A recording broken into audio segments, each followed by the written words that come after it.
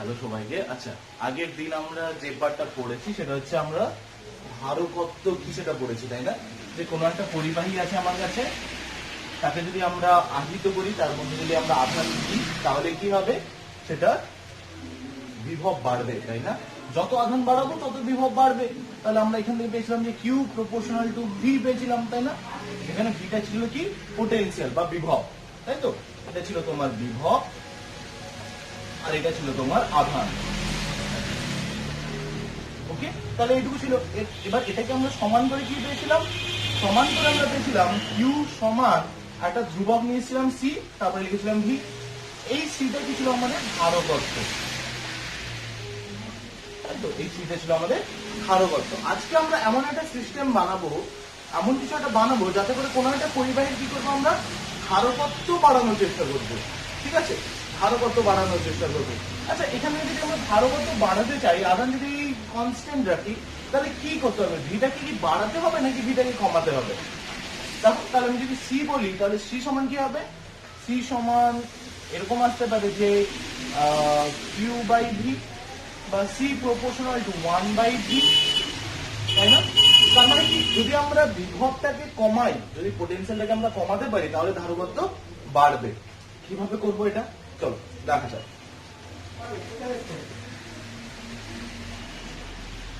এবার এখানে একটা এরকম একটা পরিবাহী আমরা নিয়েছি। ওকে, এই পরিবাহীটাকে আমরা প্লাস কিউ চার্জে আহিত করলাম। ওকে, তাহলে প্লাস চার্জে আমি আহিত করে দিলাম, বা আমি ভিতরের দিকেও দিতে পারি এখানে এটাকে, এরকম করে প্লাস চার্জে আমি আহিত করে দিলাম। ঠিক আছে, এবার এখানে অন্য আরেকটা পরিবাহী নিয়েছি এখানে এরকম করে। হলো, তাহলে এরকম যদি আরেকটা পরিবাহী নিই, তাহলে কি ঘটনা ঘটবে? তোমরা জানো যে যদি খুব কাছাকাছি ডিস্টেন্সের মধ্যে থাকে, খুব কাছাকাছি থাকে মোটামুটি, তাহলে কি হবে? এদের মধ্যে একটা আবেশ ঘটবে, তাই না? এদের মধ্যে একটা আবেশ ঘটে, তাহলে কি হবে? আবেশ ঘটে, এর তো আধান তাহলে চলে আসবে না কোথাও থেকে। এর মধ্যে আবেশ ঘটা মানে কি?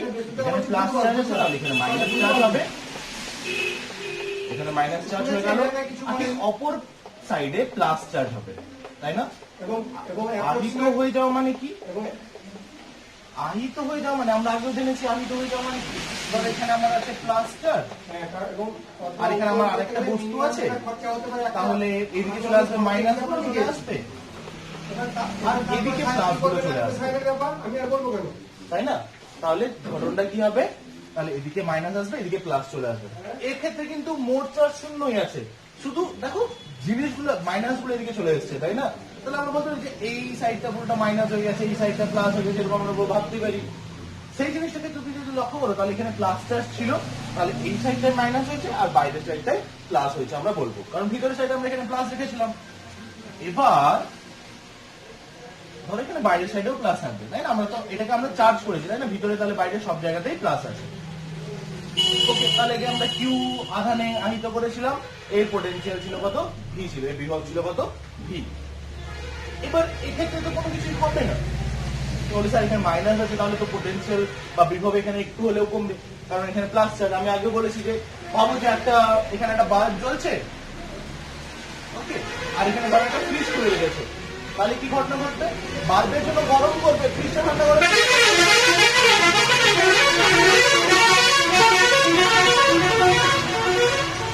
তাহলে এখানে কি ঘটনা ঘটছে?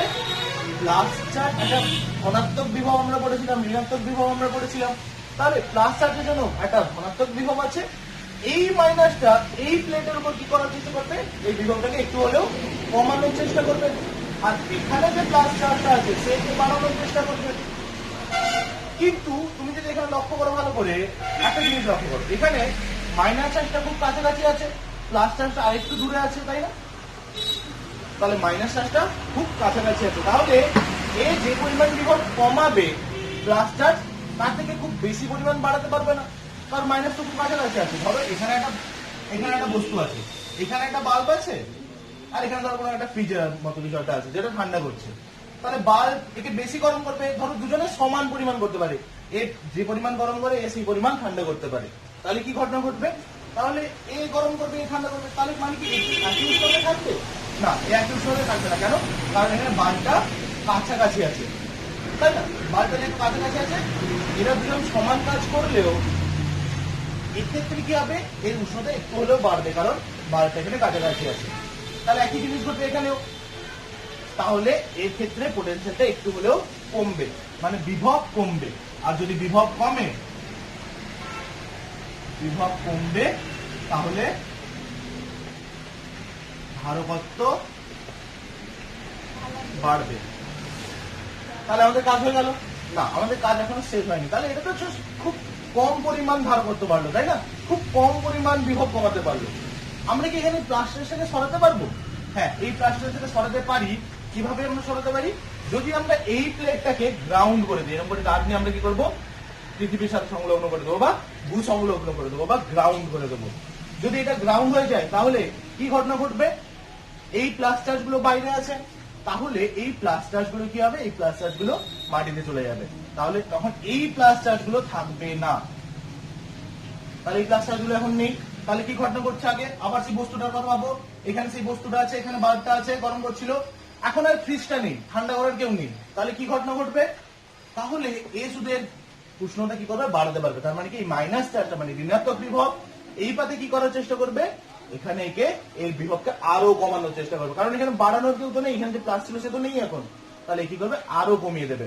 তাহলে বিভব এখন অনেক কম, বিভব যেহেতু অনেক কম, তাহলে কি ঘটনা ঘটবে, তাহলে এখন ধারকত্ব আরো বেড়ে যাবে। তাহলে আমরা এমন একটা সিস্টেম বানালাম যেখানে করে কি হলো, যে এমন একটা সিস্টেম বানালাম, আগে যা ধারকত্ব ছিল তার থেকে ধারকত্ব এখন আরো বাড়িয়ে দিয়েছি। তাহলে এই যে ধারকত্ব বাড়িয়ে দিয়েছি, তার মানে কি, এমন একটা সিস্টেম বানিয়েছি, চার্জ একই আছে, সেই কিউ পরিমাণ চার্জ দিয়েছি, আমরা আলাদা করে কিছু চার্জ দিইনি, তাও এখানে ধারকত্ব বেড়ে গেছে। এই পুরো সিস্টেমটাকে আমরা কি বলি, একেই আমরা বলি ধারক। একে আমরা বলি ধারক। এবার ধারকের বিভিন্ন ক্যালকুলেশন গুলো আমরা আজকে করব। আশা করি এটুকু সবাই বুঝতে পেরেছো। আচ্ছা, আশা করি তাহলে এই পার্টটা ঠিকঠাক করে বোঝা গেছে। এবার হচ্ছে যে এই যে ধারকত্ব হলো, একটা ধারকের ধারকত্ব কোন কোন বিষয়ের উপর নির্ভর করবে, তাই না? এটা একটা খুব ইম্পর্টেন্ট জিনিস, কোন কোন বিষয়ের উপর নির্ভর করবে ধারকের ধারকত্ব। তাহলে একটা ধারক যদি থাকে, তার ধারকত্ব আপাতত শুধু বলছি যে কার উপর নির্ভর করে, কিভাবে নির্ভর করে সেটা একটু পরে আমরা জানবো, ঠিক আছে? তাহলে এই ধারকত্ব কার উপর নির্ভর করবে? এক নম্বর হচ্ছে পাতের ক্ষেত্রফলের উপর। মানে যে আমরা পাত নিচে দেখি শুধু একটা তার, এটা তার নয়, এটা একটা প্লেটের মতো এরকম, এরকম করে দুটো প্লেট আমরা পাশাপাশি রেখেছিলাম। তাহলে পাতের ক্ষেত্রফলের উপর নির্ভর করবে এক নম্বর। ওকে, দু নম্বর কার উপর নির্ভর করবে? পাতের ক্ষেত্রফল তো হলো, এবার হচ্ছে কি পাত দুটোর মধ্যবর্তী দূরত্বের উপর নির্ভর করবে। পাত দুটি মধ্যবর্তী দূরত্বের উপর নির্ভর করবে। এর সাথে আরো একটা জিনিসের উপর নির্ভর করবে, যেটা আমরা খুব একটা এখানে বলিনি, কিন্তু সেটা হচ্ছে কি, সেটা হচ্ছে এদের মাঝখানে কোন মেটেরিয়াল রাখা আছে। এরকম করে তো দুটো পাত ছিল, এর মাঝখানে বায়ু থাকতে পারে, এর মাঝখানে অন্য কোনো অন্তরিত পদার্থ থাকতে পারে। তাহলে কি পদার্থ আছে সেটার উপরে নির্ভর করবে। তাহলে এখানে মাধ্যমের প্রকৃতির উপরে নির্ভর করবে।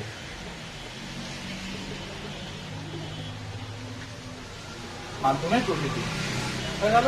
তাহলে এই তিনটে জিনিসের উপর ধারকত্ব, কোনো একটা ধারকের ধারকত্ব নির্ভর করবে।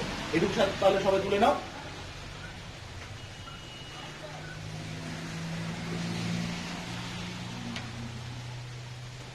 আজকে সবাই তুলে নিয়েছো, না তুলে থাকলে পজ করে তুলে নেবে। এবার হচ্ছে কি, এবার হচ্ছে একটা ধারককে, এই দেখো এই ধারকগুলো আমরা আরো যখন পরবর্তী সময় যে বিভিন্ন চ্যাপ্টারে বিভিন্ন সার্কিট গুলো যখন আমরা দেখবো, তখন আমরা এই ভিডিওকে আরো ভালো করে বুঝতে পারবো। আচ্ছা, ধারক ধারক বলছি, জিনিসটাকে অ্যাকচুয়ালি তোমরা সবাই জানো বা শুনেছো, এইটাকে ইংরেজিতে আমরা বলে থাকি, এগুলোকে বলি আমরা ক্যাপাসিটার, ঠিক আছে? ক্যাপাসিটার নামটা সবাই নিশ্চয়ই শুনেছো, তোমরা দেখেও থাকবে। ক্যাপাসিটার হচ্ছে নর্মালি সার্কিট গুলো দেখবে, রেডিও, কখনো যদি ছোটবেলায় রেডিও দেখে থাকো বা রেডিও খুলে রাখো, তাহলে তার পিছনে দেখবে এইরকম জিনিসপত্র থাকতো, এরকম বিভিন্ন জিনিসপত্র থাকতো, তাই না? এখনো ফ্যানের মধ্যেও থেকে থাকে এইরকম জিনিসগুলোকে আমরা কি বলে থাকি, ক্যাপাসিটার বলি, ঠিক আছে? এই ক্যাপাসিটার গুলোকে সার্কিটে যখন আমরা আনবো, সার্কিটে তো আমরা এরকম গোল করে আনবো না, সার্কিটে কি করবো, ক্যাপাসিটার এরকমও দেখতে হয়ে থাকে, ঠিক আছে? এরকম গোল করে দুটো ইয়ে বেরিয়ে থাকে, এমনও হয়ে থাকে। তাহলে এখানে কি হবে ঘটনা, এখানে আমরা ক্যাপাসিটরকে মেইনলি যেভাবে দেখাবো সেটা হচ্ছে কেমন, এরকম করে দেখাতে পারি। এটা হচ্ছে আমাদের একটা ক্যাপাসিটর। তোমরা জানো যে ব্যাটারিকে কিভাবে আমরা দেখাই, তাই না? ব্যাটারি একটা বড় একটা ছোট এরকম করে ব্যাটারিকে দেখে থাকি। এখানে ক্যাপাসিটরকে কিভাবে দেখাবো, ক্যাপাসিটরকে দেখাবো এইভাবে। এটা হচ্ছে ব্যাটারি, এটা ক্যাপাসিটর, দুটো পার্থক্য দেখতে পাচ্ছ, একটা ছোট একটা বড়, এখানে একটা প্লাস একটা মাইনাস। এখানে কিন্তু প্লাস মাইনাসের এমন ব্যাপার নেই, আছে ব্যাপারটা আমরা একটু পরে দেখবো। আর কি, আবার ক্যাপাসিটরকে আমরা এইভাবেও ডিনোট করে থাকি। তাহলে এই দুটো চিহ্ন হচ্ছে ক্যাপাসিটরের জন্য বা ধারক। বোঝা যাচ্ছে আবার। এবার হচ্ছে এই যে ধারককে আমরা কি করি, ধারক না বিভিন্ন রকম জিনিস আছে। ধারককে মেইনলি আমরা খুব বেশি বেশি ব্যবহার করব যখন আমরা এসি সার্কিট করব, অল্টারনেটিং কারেন্ট বা পরিবর্তিত প্রবাহ, তাই না? কিন্তু এখানে আছে, এখানে আমরা পড়বো জিনিসটাকে একটু ভালো করে। তার আগে দেখা, তাহলে একটা ক্যাপাসিটর আছে বলো। এবার এই ক্যাপাসিটরটাকে আমরা এখানে একটা চাবি লাগালাম। চাবিকে আমরা এরকম চিহ্ন দিতে পারি, এখানে ডট দিতে পারি, আবার চাবিকে আমরা এরকমও দেখাতে পারি, এরকম করেও দেখাতে পারি। এগুলো সব হচ্ছে কি, ঠিক আছে? এগুলো বলা হয় আমরা কি। এবার এখানে একটা ব্যাটারিকে আমরা লাগালাম, তাহলে কি ঘটনা ঘটবে, তাহলে এটা ছিল তোমার একটা ক্যাপাসিটর বা ধারক, এখানে আছে তোমার ব্যাটারি, এখানে একটা আছে তোমার চাবি। এবার এই কিটাকে যদি কানেক্ট করে দাও, মানে কিটা এখানে কানেক্ট হয়ে যাবে। যখন চাবিটা কানেক্ট করে দেওয়া হলো তাহলে কি ঘটনা ঘটবে, তার মানে এখানে একটা প্লাস ছিল, এখানে একটা মাইনাস ছিল, এটা তো একটা ব্যাটারি, এটা তো ক্যাপাসিটর নয়, তাই না? এটা তো ধারক নয়, তাহলে এটা হচ্ছে একটা ব্যাটারি। তাহলে এই ব্যাটারি এই প্লাস সাইড আর মাইনাস সাইড কি করবে, এদের মধ্যে আধান সঞ্চয় করার সৃষ্টি করবে। প্লাস চার্জ এটাকে প্লাস চার্জ করে দেবে, আর এই মাইনাস কি করে দেবে, মাইনাস চার্জ করে দেবে, তাই না? এখানে আমরা প্লাস দিয়ে দিচ্ছি, এখানে এখানে মাইনাস চার্জ দিয়ে দিলাম। তাহলে এটা প্লাস, এটা মানে ধনাত্মক আধানে আহিত হয়ে গেল, এটা ঋণাত্মক আধানে আহিত হয়ে গেল। যখন চার্জ করছি আমরা তখন তাহলে কি করছি, অ্যাকচুয়ালি এইখানে ইলেকট্রন স্টোর করছি, তার মানে ইলেকট্রনের প্রবাহ হচ্ছে এইদিকে, তাই তো? তাহলে এইদিকে কি হচ্ছে, ইলেকট্রনের প্রবাহ হচ্ছে। তাহলে আমরা জানি যে কারেন্ট বিপরীত দিকে ফ্লো করবে। এখানে ইলেকট্রন স্টোর হয়ে গেল, এখানে আমরা এখানে প্রোটন বলছি না, প্রোটন তো স্টোর হবে না, হোল বলতে পারি, হোলও না বলে আমরা বলতে ধনাত্মক আধানে এটা আহিত হলো। তাহলে এখানে আমার মাইনাসে এদিকে ফ্লো করছে। তাহলে যখন আমরা একটা ব্যাটারি কানেক্ট করে দিয়েছি তখন কি হচ্ছে, তখন একটা আধান এই ক্যাপাসিটরের দিকে ফ্লো করছে, তাই না? ক্যাপাসিটরে গিয়ে সঞ্চয় হচ্ছে, কারণ এখানে এর একটা বিভব পার্থক্য আছে। আমরা জানি যে আমরা আগেও পড়েছি এটা কি ঘটনা, যে ধরো দুটো জায়গা আছে, আমি তাপ দিয়েও বলেছিলাম তোমাদেরকে, এরকম বললাম এখানে হচ্ছে ধরো 30 ডিগ্রি সেন্টিগ্রেড উষ্ণতা আছে, আর এখানে আছে 20 ডিগ্রি সেন্টিগ্রেড উষ্ণতা। তাহলে কি হবে, তার মানে এখানে হিট এখান থেকে এখানে ফ্লো করতে শুরু করবে, একা একাই ফ্লো করবে, আমাদের কিছুই করতে হবে না। একই রকম জিনিস ঘটে যদি সেখানে বিভব পার্থক্য থাকে। যদি বিভব পার্থক্য, এটা একটা সারফেস বললাম, এই সারফেসে এই পয়েন্টে বিভব পার্থক্য কত, ভি, এখানে বিভব ভি এ, এখানে বিভব ভি বি।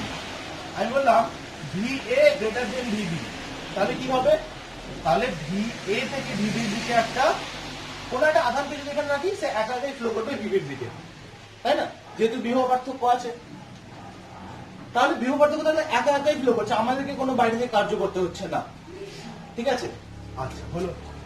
এবার এখানে দেখো একটা ব্যাটারির মধ্যে তাহলে বিভব পার্থক্য থাকে, আমরা জানি, তাই না? ব্যাটারির মধ্যেও এখানে একটা ভোল্টেজ আছে, একে আমরা বলে থাকি ইএমএফ।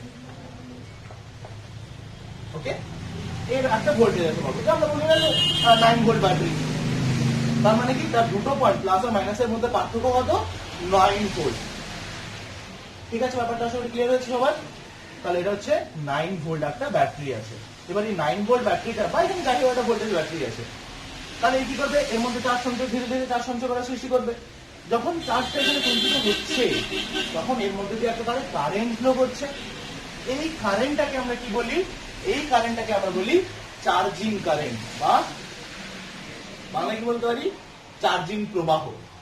ঠিক আছে, আমি বললাম যে চার্জিং কারেন্ট, এটা মনে থাকবে খুব ভালো করে, তাই না? যে চার্জিং কারেন্ট বা চার্জিং প্রবাহ।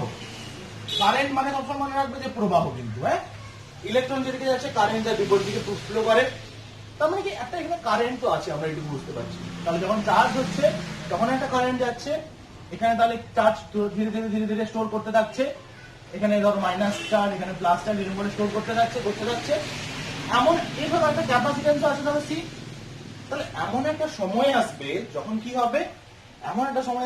হবে, না এখানে এমন এতটা চার্জ স্টোর করে দেবে যে এখানকার ভোল্টেজের সূত্র কি Q ইকুয়ালস টু CD আমরা জানি, তাহলে এখানকার ভোল্টেজ হচ্ছে কি Q বাই C। তাহলে এখানে এমন একটা চার্জ স্টোর করে দেবে যেখানে এই ভোল্টেজটা আর এই ভোল্টেজটা সমান হয়ে যাবে। মানে কি বললাম আরেকবার বলি, এই তো চার্জ সরবরাহ করছে, এই ধীরে ধীরে প্রথমে কম চার্জ গেল, চার্জ স্টোর হচ্ছে, এখানে চার্জ স্টোর হচ্ছে, জমা হতে হতে এমন একটা সময় আসবে যে এই এত পরিমাণ চার্জ স্টোর করে দেবে, তার ভোল্টেজ কত হয়ে যাবে, তার ভোল্টেজ মানে ক্যাপাসিটর অ্যাক্রসে ভোল্টেজ কত হয়ে যাবে, ব্যাটারি ভোল্টেজের সাথে সমান। তার মানে এর ভোল্টেজ সমান, তাহলে এ আর কোনো ইলেকট্রন ঠেলতে পারবে না, কারণ এর কাছে তো সেম ভোল্টেজ আছে, তাহলে এ তো আর ঠেলতেই পারবে না, তাই না? এর কাছে আগে ছিল না, এর কাছে অনেক পাওয়ার আছে, ঠেলে দিল, চলে গেল। কিন্তু যখন দুজনেরই সমান হয়ে যাবে তখন কি হবে, তখন কোনো ইলেকট্রন ফ্লো করবে না। তখন আমরা কি বলবো, তখন বলবো যে ক্যাপাসিটরটা কমপ্লিটলি চার্জ বা সম্পূর্ণভাবে চার্জ হয়ে গেছে বা আনিত হয়ে গেছে। ঠিক আছে? তাহলে আরেকটা জিনিসও লক্ষ্য করবে, এখানে যখনই এটা চার্জ করছিল প্রথম তো খুব তাড়াতাড়ি চলে যাবে, তাই না? প্রথম তো ভোল্টেজ নিয়ে একেবারে এর কাছে আছে ভি ভোল্টেজ, তাই না? তাহলে এইগুলোকে অনেক ঠেলে দেবে, প্রথম প্রচুর খুব তাড়াতাড়ি খুব ভালো চার্জ হবে। কিন্তু পরবর্তী সময় যখন এটা চার্জ ধীরে ধীরে হয়ে যাচ্ছে তখন কিন্তু চার্জিংটা ধীরে ধীরে কমে যাবে। হলো, তার মানে এই ব্যাটারির জন্য এটা কি হবে না, একটা সময় করে এটা ফুলি চার্জ। আমরা একটা গ্রাফ দিয়ে দেখাবো, গ্রাফটাও দেখো তাহলে। গ্রাফটা আমি এখানে এঁকে দিচ্ছি। গ্রাফটা হচ্ছে এরকম, ঠিক আছে? এটা হচ্ছে কারেন্টটা তো এখান থেকে শুরু হবে, এটা এইরকম হবে। দেখো ধীরে ধীরে কারেন্টের মানটা কমে যাচ্ছে, তাই না?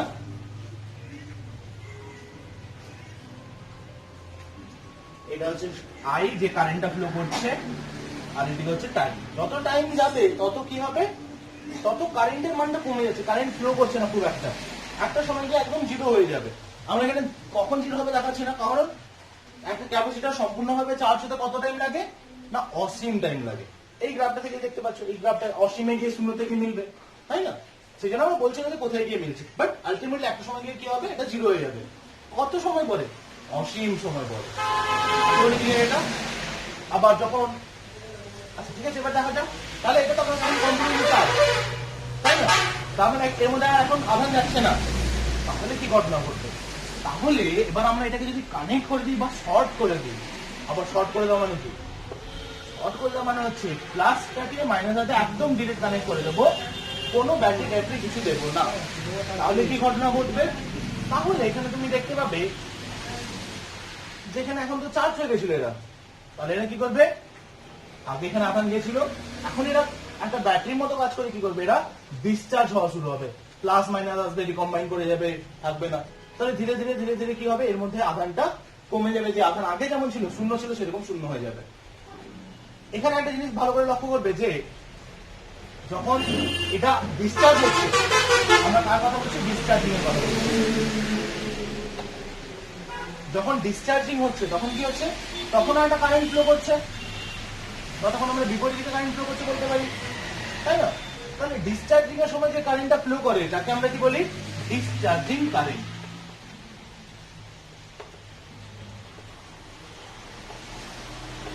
ডিসচার্জিং কারেন্ট আমরা বলে থাকি। হলো, তাহলে এই ডিসচার্জিং কারেন্ট হয়ে কিছু সময় পরে কি হবে, সম্পূর্ণরূপে এর যে আধানটা ছিল সেটা জিরো হয়ে যাবে, তার মধ্যে আর কোনো চার্জ থাকবে না, তার কোনো ভোল্টেজ থাকবে না, সেটা ধীরে ধীরে কমতে থাকবে। আর এটা দেখতে হয়, এদিকে যদি আমরা মাইনাস আই বলি তাহলে এটা দেখতে হয় এরকম, এভাবে। এটা হচ্ছে চার্জিং কারেন্ট, এইটা হচ্ছে ডিসচার্জিং কারেন্ট, এটা হচ্ছে চার্জিং কারেন্ট।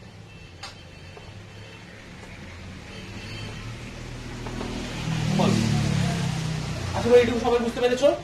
তাহলে একটা ডিসচার্জিং কারেন্ট, একটা হচ্ছে চার্জিং কারেন্ট।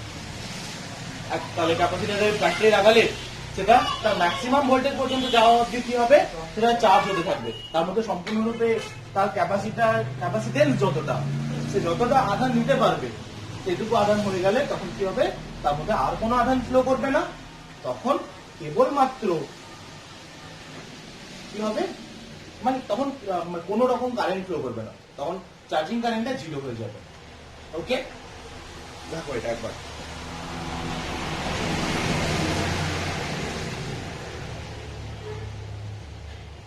আসলে এটা সবাই বুঝতে পেরেছো? তাহলে এবার হচ্ছে, তোমরা আগে এটা পড়েছো যে পরাবৈদ্যুতিক ধ্রুবক, তাই না? পরাবৈদ্যুতিক ধ্রুবক কি?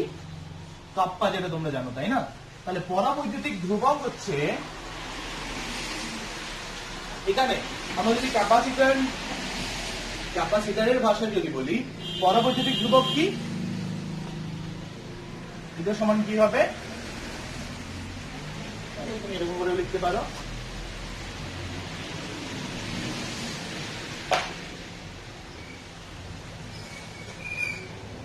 এটা হচ্ছে, ধরো আমরা কি বললাম আগে, ধরো আমার একটা ক্যাপাসিটর ছিল এরকম, এর মাঝখানে ছিল কি, বায়ু মাধ্যম, তাই তো? এর মাঝখানে ছিল বায়ু। এবার কি হলো, এবার এখানে বায়ু না রেখে আমরা কি করলাম, এখানে কোন একটা অন্তরিত পদার্থ কিছু একটা রেখে দিলাম এখানে।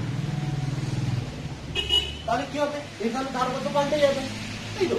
তাহলে এর ধারকত্ব, তখন বায়ু না করে আমরা কিছু একটা দিয়ে দিয়েছি, ধরো যে কোনো একটা অন্তরিত পদার্থ দিয়ে দিয়েছি। অন্তরিত মানে কি জানো, যার মধ্যে গাড়ি ফ্লো করে না, তাই না? অন্তরিত একটা পদার্থ দিয়ে দিয়েছি। এর ফলে কি হবে, এর ফলে এর ধারকত্ব পাল্টে যাবে। তাহলে এই কাপ্পা পরাবৈদ্যুতিক ধ্রুবক কি, এই যে মাধ্যমটা দিচ্ছি তার, এই মাধ্যমের পরাবৈদ্যুতিক ধ্রুবক কি হবে? আগে তোমরা এটা জেনেছো যে এপসাইলন বাই এপসাইলন নট, তাই তো? এখানে হচ্ছে বলবো আমরা বায়ু, বা কি বলবো, যে মধ্যবর্তী মাধ্যমটা যদি বায়ু হয় তখন ধারকত্ব, বায়ু মাধ্যম হলে ধারকত্ব,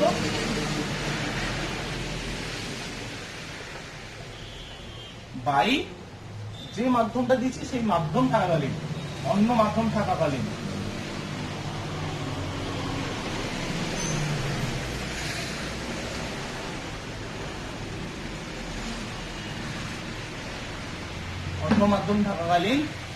ধারকত্ব। এই দুটোর অনুপাত যদি আমরা নিই, তাহলে আমরা কি পাবো, পরাবৈদ্যুতিক ধ্রুবক পাবো। এটা কি আমাদের, এটা হচ্ছে পরাবৈদ্যুতিক ধ্রুবক। চলো, পরাবৈদ্যুতিক ধ্রুবক আমরা কাপ্পা দিয়ে ডিনোট করেছি। এটা সমান হচ্ছে কি, বায়ু যদি মাধ্যম থাকে তখন যে ধারকত্ব হবে ক্যাপাসিটরটার, বায়ু যে মাধ্যমটা দিয়েছি সেই মাধ্যম হলে কত। ধর আগে বললাম, ধরো কিছু একটা ছিল, ধর আগে ধরো ছিল C0, ঠিক আছে, যখন বায়ু মাধ্যম ছিল। এখন অন্য কোনো একটা মাধ্যম দিয়ে দিয়েছি, তার এখন ধরো হয়ে গেছে কত, C ড্যাশ হয়ে গেছে মাধ্যমটা থাকার জন্য, ঠিক আছে? তাহলে C ড্যাশ বাই C0, এইটা হচ্ছে কি তোমার কাপ্পা বা পরাবৈদ্যুতিক ধ্রুবক। ঠিক আছে, আশা করি এটুকু বুঝতে পেরেছ, ক্লিয়ার এটুকু? তাহলে এটুকু সবাই একবার দেখে নাও।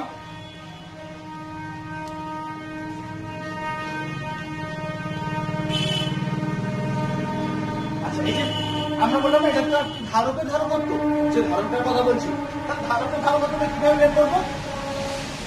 আশা করি এই প্রশ্নটা সবার মনে দিকে থাকবে যে এখানে ধারকত্ব বললে কার ধারকত্ব, এটা হচ্ছে ক্যাপাসিটরের ধারকত্ব। তাহলে ক্যাপাসিটরের ধারকত্ব কিভাবে বের করবো? একই সূত্র আগে যেমন করছি তোমরা, V সমান Q বাই V।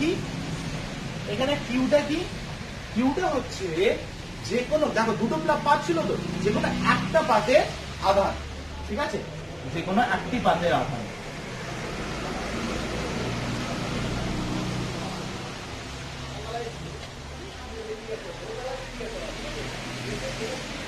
হয়েছে। ভিটা কি, ভিটা হচ্ছে এই যে দুটো পাত আছে তাদের মধ্যে বিভব প্রভেদ, পাত দুটির বিভব প্রভেদ।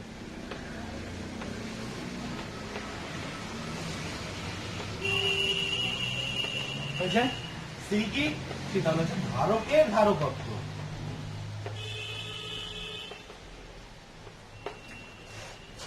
আচ্ছা, এইটুকু ক্লিয়ার তোমার? তাহলে একটা ক্যাপাসিটর আমরা বানিয়েছি যেটা দিয়ে আমরা কি করতে পারি, ধারকত্ব বাড়াতে পারি, তাই না?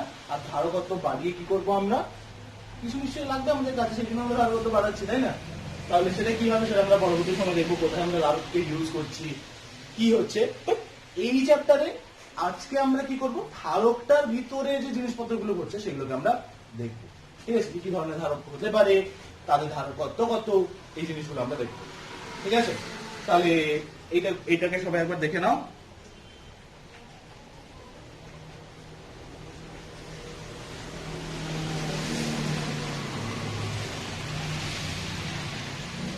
আচ্ছা, এবার হচ্ছে কি, এবার প্রথমে আমরা যেটা করবো সেটা হচ্ছে কি সমান্তরাল পাত ধারক। হেডিং করে নাও সবাই, সমান্তরাল পাত ধারকের ধারকত্ব।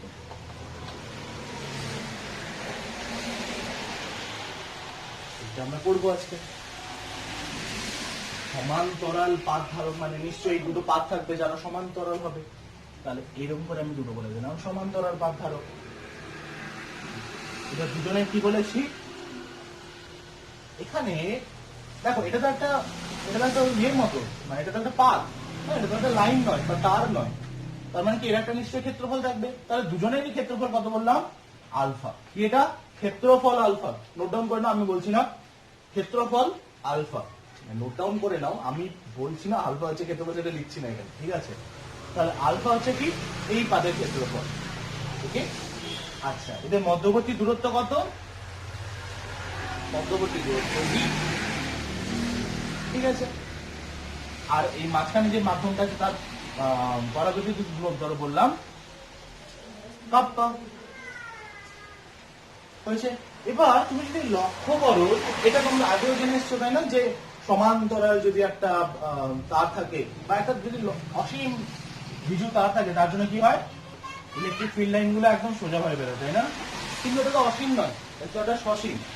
তাহলে এখানে ফিল্ড লাইনস গুলো দেখতে কেমন হবে, এখানে বলরেখা গুলো দেখতে কেমন হবে, ফিল্ড লাইনস বলতে বলরেখা। তাহলে একদম মাঝখানের দিকে এটা খুব স্ট্রেট লাইনে যাবে, কিন্তু বাইরের দিকে যত যাবে তারা একটু বাঁকিয়ে যাবে, এরকম।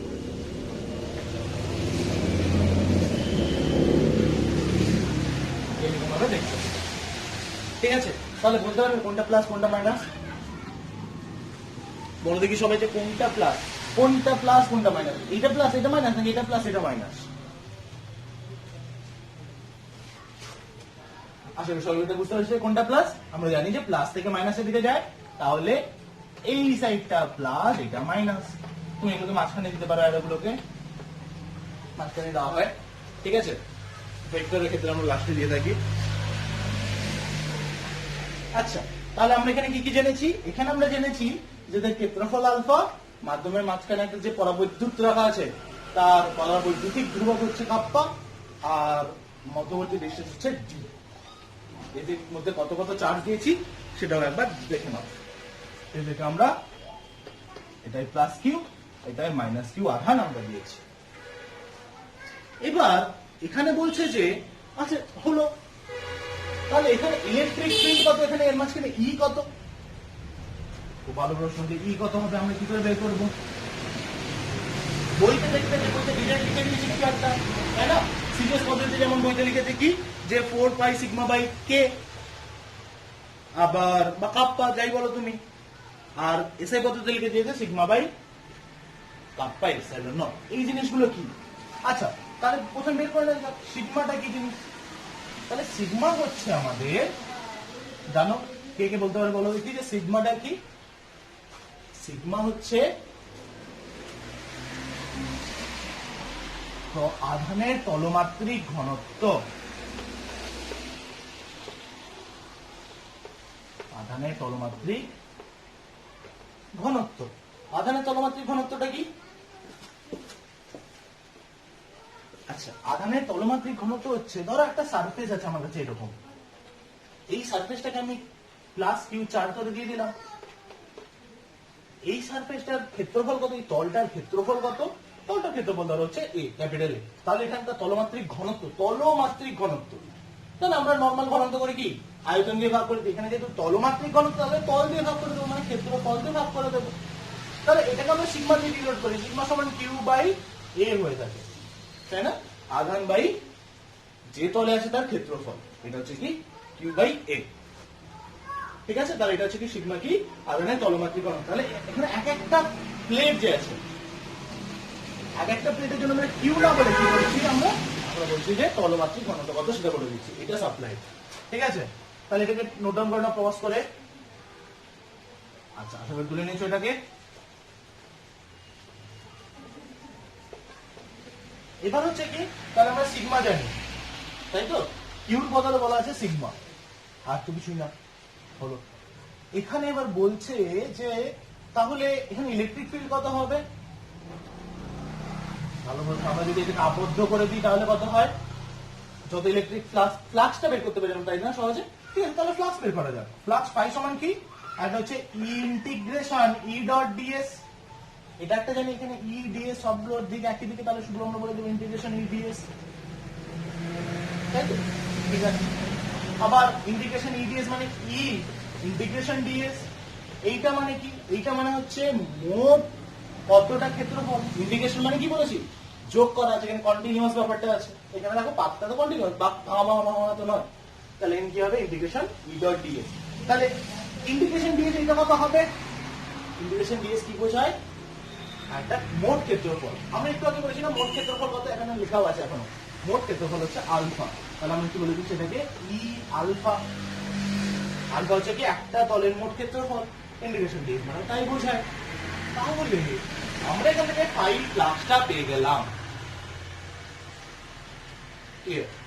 তাহলে আমরা এখান থেকে ফ্লাক্স ই আলফা পেয়ে গেছি। দারুণ ব্যাপার, দারুণ ব্যাপার। তাহলে এইটুকু সবাই লিখে নাও যে এটা হচ্ছে ফাই সমান ই আলফা। আচ্ছা, ফাইর আরো একটা সূত্র ছিল না? বলো দেখি, ফাইর আরেকটা সূত্র কি ছিল? ফাই ফাই এটা একটা ছিল, আরেকটা ছিল না? গাউসের উপপাদ্য থেকে। গাউসের উপপাদ্য কি জেনেছিলাম আমরা?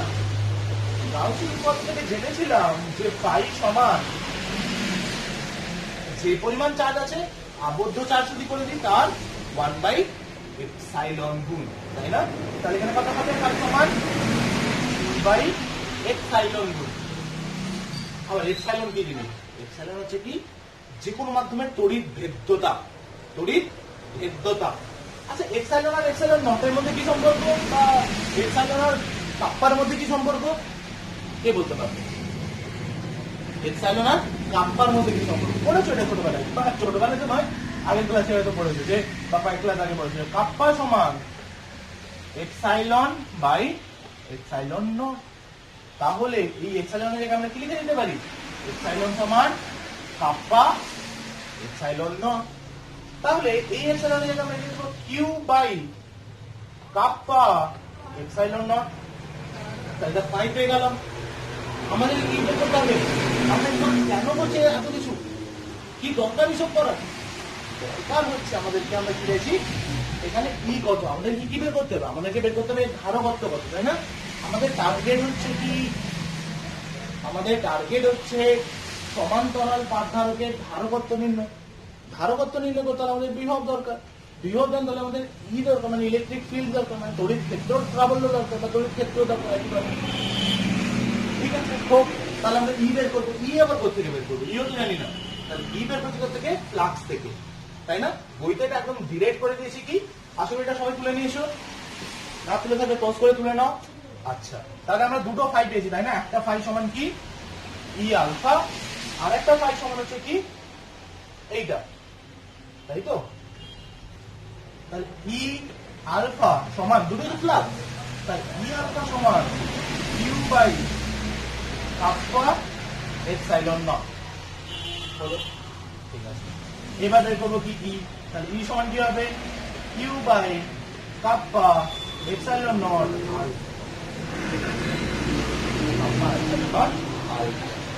আমার কি জিনিস? ই বেরোচ্ছে, তাই না? আচ্ছা, আমাদের কেউ এটা বলতে পারে যে এই জিনিসটা কি আবার? কিউ বাই আলফা একটু আগে বের করেছিলাম আমরা। কিউ বাই আলফা কি?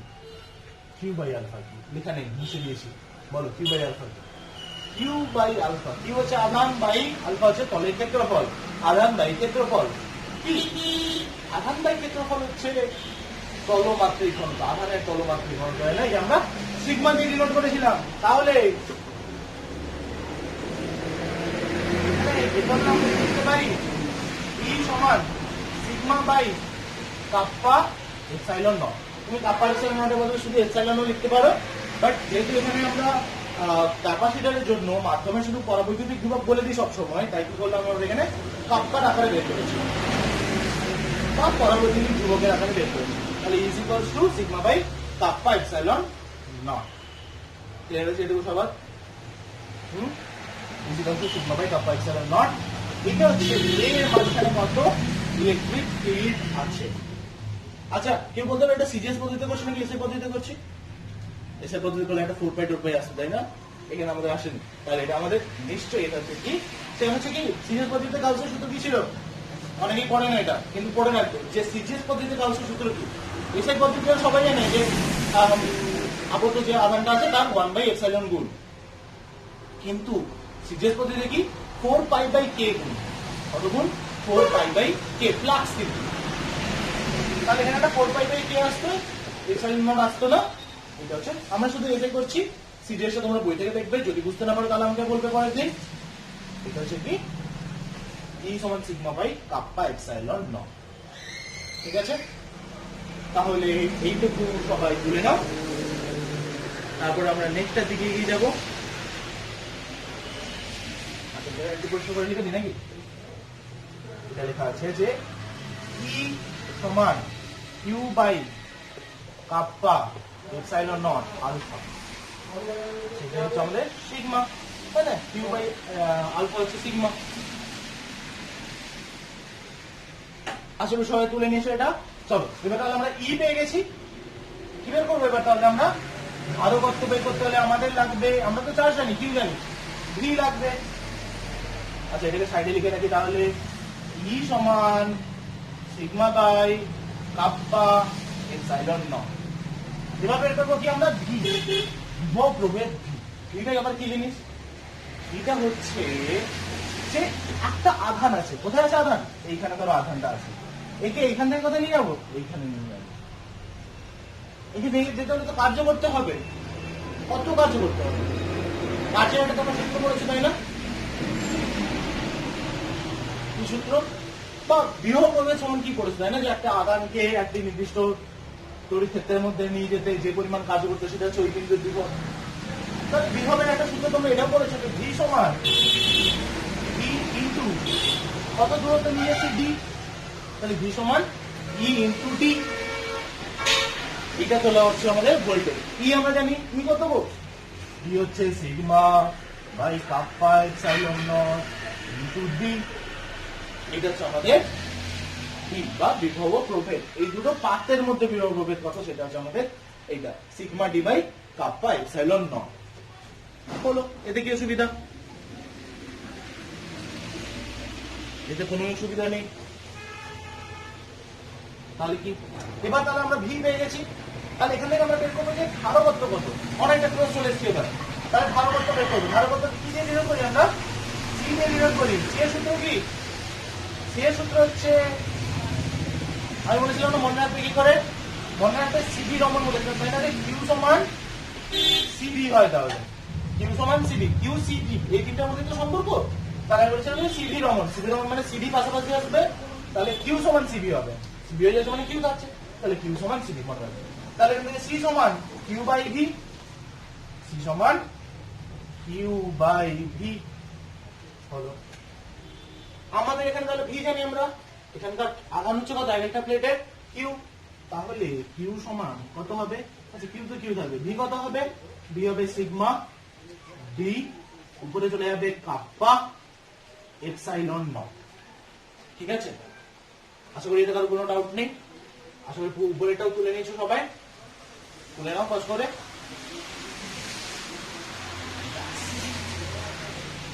তাহলে আমরা পেয়ে গেলাম কি? সি সমান Q kappa epsilon naught sigma by D. এটা আর নয় কিন্তু, এটা সিগমা, সিগমা ডি। আবার সিগমা সমান কি ছিল? সিগমা সমান ছিল কিউ বাই আলফা। তাহলে বসিয়ে দাও এখানে, বসিয়ে দাও, দিলে কিউটা কেটে যাবে, তাই না?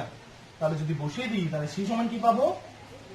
সি সমান পাচ্ছি Q kappa epsilon naught by sigma. কত? সিগমা হচ্ছে কিউ বাই আলফা, তাহলে আবার আলফাটা উপর চলে যাবে,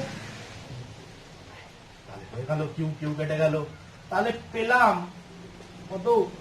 kappa epsilon naught alpha by D. ঠিক আছে, নিচেটাও তুলে নিয়েছো আশা করি, তুলে নাও, তুলে নিয়েছো পজ করে আশা করি। তাহলে এইটা হচ্ছে আমাদের সূত্র এলো।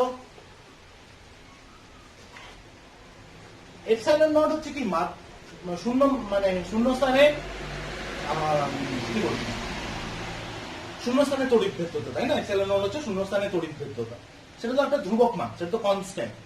তাহলে আমি যদি বলি শুধু, তাহলে সি প্রপোর্শনাল কথা থাক না, তুমি এই সূত্রটা কিন্তু মনে রাখবে, এই সি সমান কত মনে রাখবে, এটা কিন্তু সূত্র। এটা হচ্ছে একটা সমান্তরাল পাত ধারকের ধারকত্ব কত হয়েছে। একটা জিনিস লক্ষ্য করো, এপসাইলন নট কি বললাম, এটা একটা কনস্ট্যান্ট। আমরা এটা পড়ার আগে, এটা পড়ার ঠিক আগেই আমরা বলেছিলাম যে এই যে ধারকত্ব, একটা ধারকের ধারকত্ব কার কার উপর নির্ভর করে, তাই না? কার কার উপর নির্ভর করে? এটা নির্ভর করে মাধ্যমের পরাবৈদ্যুতিক ধ্রুবক, একদম ডিরেক্টলি প্রপোর্শনাল। পাতের ক্ষেত্রফল তার সাথে একেবারে ডিরেক্টলি প্রপোর্শনাল। এর সাথে ডি, ডি কি ছিল? ডি ছিল এই যে পাত দুটির মধ্যবর্তী দূরত্বের উপর নির্ভর করে, তাই না? তাহলে পাত দুটির দূরত্বের উপর নির্ভর করে, সেটা হচ্ছে ডি। কিভাবে নির্ভর করে? দেখো 1/d, তাই না? তাহলে সি প্রপোর্শনাল টু কাপ্পা, এক নম্বর গেল। সি প্রপোর্শনাল টু আলফা, আরেকটা গেল। C proportional two 1/d। 1/d মানে কি? যত দূরত্ব বেড়ে যাবে ধারকত্ব কমে যাবে, যত ডিটা কমে যাবে মানে কাছাকাছি চলে আসবে, তত ধারকত্ব বেড়ে যাবে। এইটা হচ্ছে মোদ্দা কথা। বলো, এইটুকু বুঝতে পেরেছো আশা করি সবাই? এটাকে নোট ডাউন করে নাও। এটা ছিল কি? সমান্তরাল পাত ধারকের ধারকত্ব। তাহলে কি কিভাবে এলাম আমরা, বুঝতে পেরেছো? ফার্স্টে আমরা কি বের করলাম? ফ্লাক্স ফাই, দুটো ফাইকে সমান করে যে ই বের করলাম। ই থেকে আমরা এলাম কোথায়? ভি তে এলাম। ভি সমান হচ্ছে ই ইনটু ডি, ঠিক আছে? তাহলে ভি পেয়ে যেতে আমরা কিউ জানি, তাহলে সি পেয়ে গেলাম। একদম সহজ, স্টেপ বাই স্টেপ করবে, স্টেপ বাই স্টেপ মনে রাখবে, যে কোনোটার জন্য ক্যালকুলেট করতে পারবেন। এটা ছিল কি? সমান্তরাল পাত ধারকের ধারকত্ব।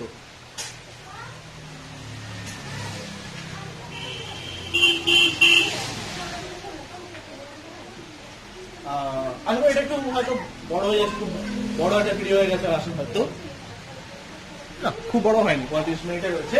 আমি ভেঙে করবো হয়তো, যাতে তোমরা সবাই দেখতে পারো, ঠিক আছে? খুব লেন্দি হলে হয়তো একসাথে দাঁড়া দেখবে না। তাহলে এটা ছিল কি? সমান্তরাল পাত ধারকের ধারকত্ব। আসলে এটা বুঝতে পেরেছো? এরপরে আরো যে জিনিসগুলো আমরা পড়বো সেটা হচ্ছে কি, আচ্ছা এর সাথেই বলে দিই এটা, ঠিক আছে? এটা বলে দিলে এই ভিডিওটা, এইটা কমপ্লিট। নেক্সট পার্টে নেক্সটটা বলবি। তাহলে সমান্তরাল পাত ধারকের ধারকত্ব এটা বুঝতে পেরেছো সবাই? মুছে দিচ্ছি এটাকে। আচ্ছা, এখানে একটা জিনিস তোমরা লক্ষ্য করলে যে যে মাধ্যমটা আমরা মাঝখানে রেখেছিলাম, কি রেখেছিলাম? যে মাধ্যমটা একটা ধারক ছিল এরকম, ধর বলছি, হ্যাঁ এদিকে ঘুরিয়ে দিয়েছিল, আর কিছু না, ঘুরিয়ে দিয়েছিল। এই মাঝখানে তো একটাই মাধ্যম ছিল। এখন বলছি না, পাত্র দুটো আছে, মাঝখানে দুটো মাধ্যম রেখে দিয়েছি। এটা হচ্ছে কত না, এটা একটা মিডিয়াম আর এটা আরেকটা মিডিয়াম, এরকম দুটো মাধ্যম রেখে দিচ্ছি একটা নির্দিষ্ট ধারকের মধ্যে। তাহলে কি হবে? তাহলেও একটা কিছু একটা হতে পারে। কি হতে পারে ভাবো? আমি এর বললাম কত? এর বললাম কাপ্পা 1 বা কে 1, তুমি যাই বলো। এটা হচ্ছে কাপ্পা 2, ঠিক আছে? মধ্যবর্তী দূরত্ব হচ্ছে ডি। একটা দূরত্ব কত? শুধু একটা লেন্থ হচ্ছে কত? আমি বললাম টি, কত? স্মল টি, ঠিক আছে? তাহলে এটার কত? এটা হচ্ছে ডি মাইনাস টি। একদম সিম্পল, একদম সিম্পল। পুরোটা ডি, কে2টা আছে, কে2টা আছে টি দূরত্ব পর্যন্ত, কে1টা আছে তাহলে ডি মাইনাস টি দূরত্ব পর্যন্ত, ঠিক আছে?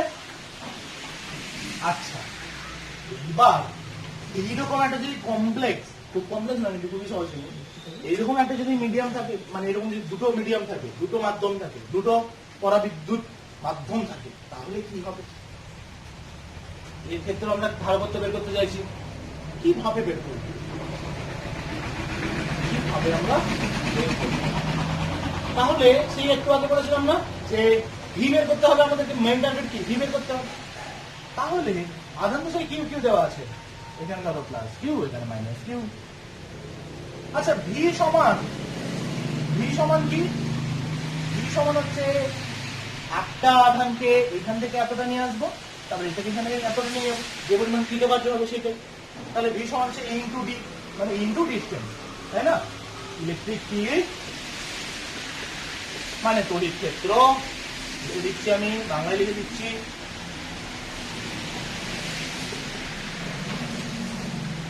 ইনটু দূরত্ব।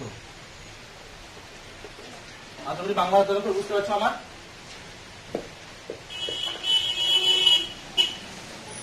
আচ্ছা, তাহলে তড়িৎ ক্ষেত্র ইনটু দূরত্ব, এটা হচ্ছে ফর্মুলা।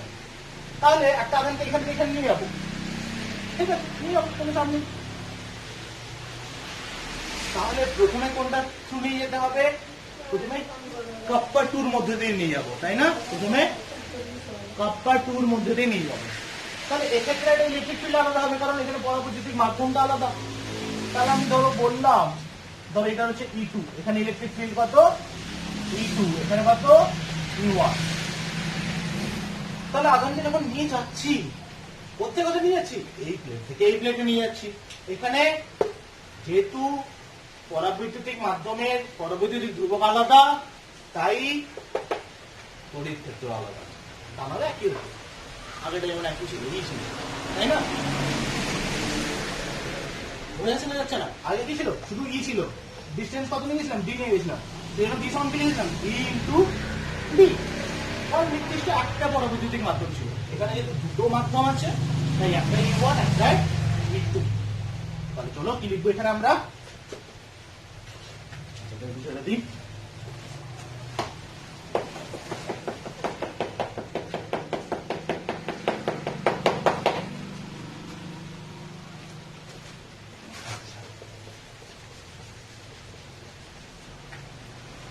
তাহলে ভি সমান E1 ইন্টু কতটা distance? D minus T plus, এটাই নিয়ে আসতে হবে তো? না নিয়ে আসতে হবে না, এখানে রেখে দেবো, নিয়ে আসতে হবে।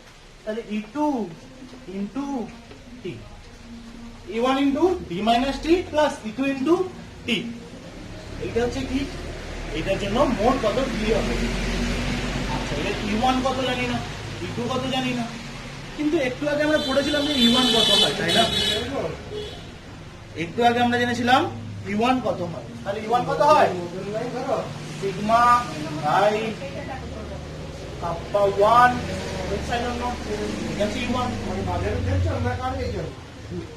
Into D minus T plus sigma by মদনপতি ব্রাহ্মণ রামনগরের বাড়ি হয়।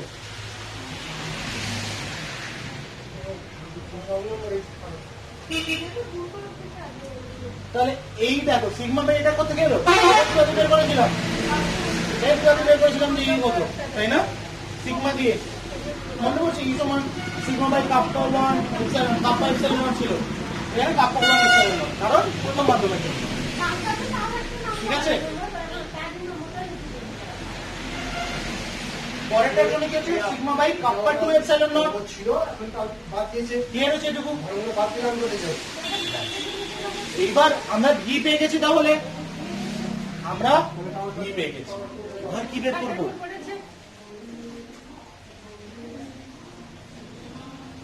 এবার আমরা সিম্পল বের করবো। কি আমরা বের করবো?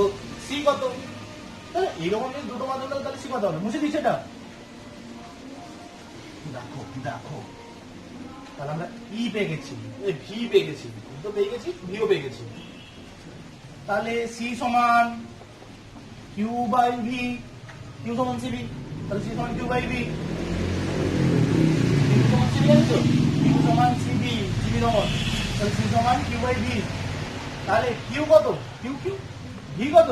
এইটা তা লিখে দেবো আমরা sigma by kappa 1 epsilon not into D minus T plus sigma by kappa 2 epsilon not into T. এটা তুলে নাও।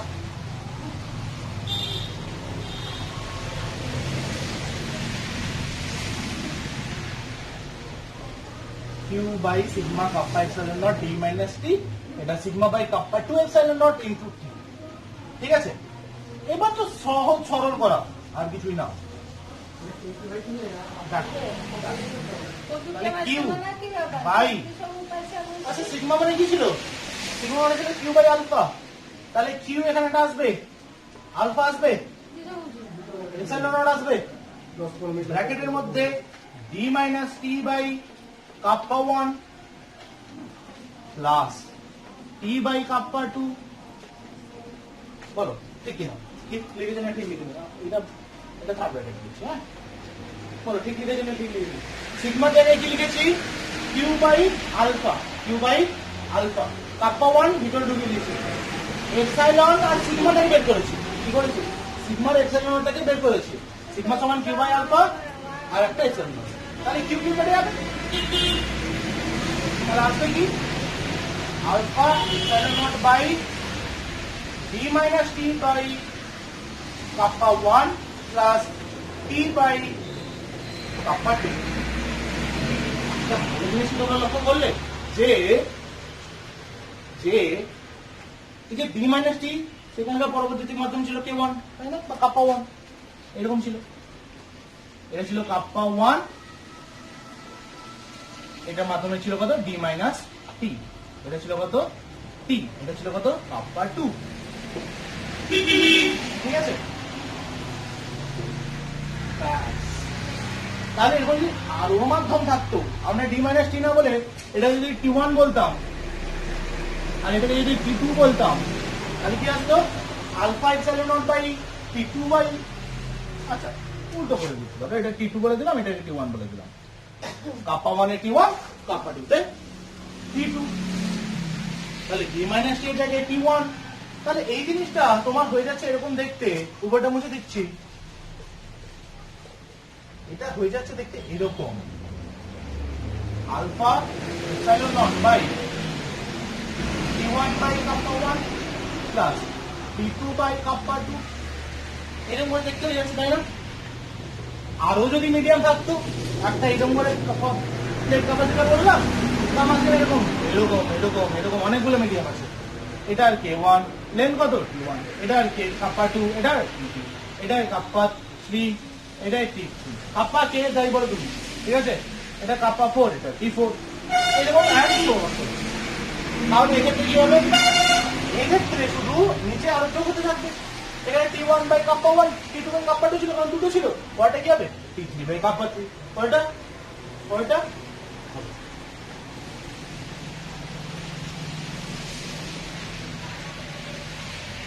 তাহলে শুধু এইটুকু মনে রাখবে, বইতে সিম্পলিফাই করে d মাইনাস t কে আর t কে ভেঙে আরো অনেক কিছু করেছে, পরে দরকার নেই, এইটুকু মনে রাখলে ক্লিয়ার। শুধু এই ভিডিওটা রিভিউ পর্যন্ত, পরেরটায় আমরা গোলীয় ক্যাপাসিটরের কথা পড়বো, আর হয়তো একটা গোলীয় ক্যাপাসিটরে ধরো একটা শক্তি ঘনত্ব একটা, আর একটা ভিডিও হবে এরকম, হয়তো এই সেম লেন্থের হয়তো কমপ্লিট হয়ে যাবে। ঠিক আছে, আজকে এটা সবাই বুঝতে পেরেছো? তুলে নাও, কোনো ডাউট থাকলে জিজ্ঞেস করবে, পরের ক্লাস তো হচ্ছে, পরের ক্লাসে জিজ্ঞেস করবে আমাকে, বাট এটাকে দেখা কমপ্লিট করে যাবে কিন্তু, যেগুলো হবে। ঠিক আছে, তাহলে এটা এটুকুই পর্যন্ত।